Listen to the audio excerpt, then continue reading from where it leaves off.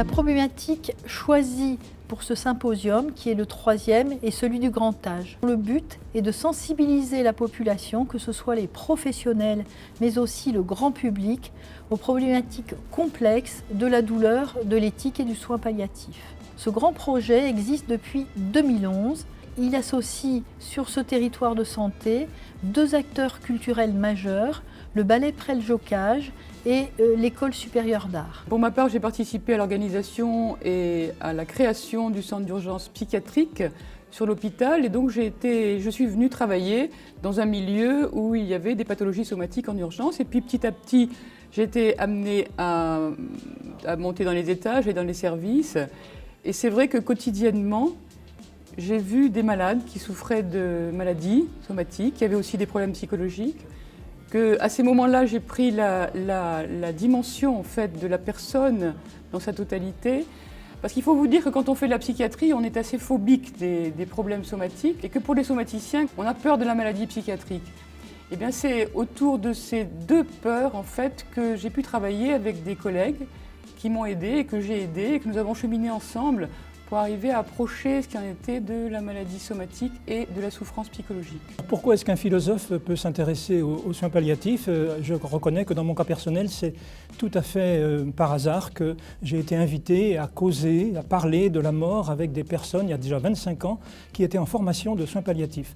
Et donc, je me suis aperçu que s'ils demandaient à un philosophe une présence, ce n'était pas tellement pour jouer les moralistes, les éthiciens, comme on dirait aux États-Unis, mais tout simplement qu'ils avaient besoin d'y voir clair dans les concepts qu'ils utilisaient, et au premier chef, celui de dignité, qui était malmené parce que faisant l'objet d'une polysémie tout à fait curieuse et qui ne permettait plus de s'entendre. Donc déjà, savoir de quoi l'on parle quand on parle de fin de vie, quand on parle même d'euthanasie. Le mot d'euthanasie, encore aujourd'hui, est un des mots les plus mal connus. Certains parlent d'euthanasie passive alors qu'il s'agit de refus d'obstination déraisonnable. Ça n'est pas de l'euthanasie qui, elle, suppose une intention, par exemple délibérée, de supprimer la vie. Donc, je me suis trouvé dans des cas d'éthique clinique en particulier, très souvent sollicité non pas pour donner mon avis, mais tout simplement pour aider à mettre des mots justes sur les situations qui convenaient.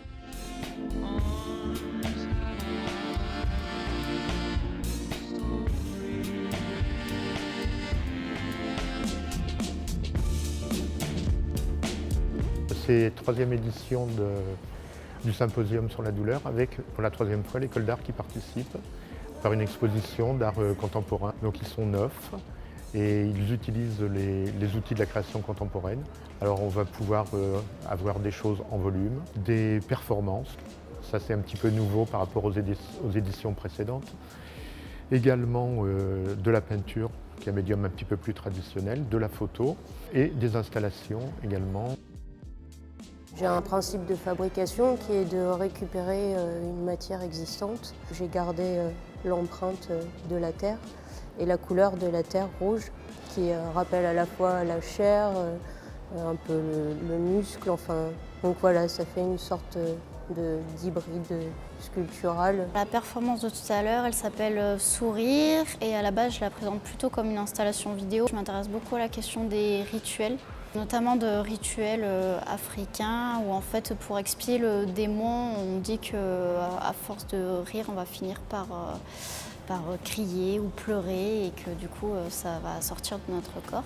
Je souris jusqu'à ce que ça devienne complètement horrible pour tout mon faciès à tenir et que en fait, ça finisse carrément par me faire pleurer, soit de douleur, soit parce que justement c'est un moment tellement fort émotionnellement que ça finit par faire sortir tous les tracas du quotidien qui peuvent s'entasser. C'est vraiment un peu thérapeutique, on va dire.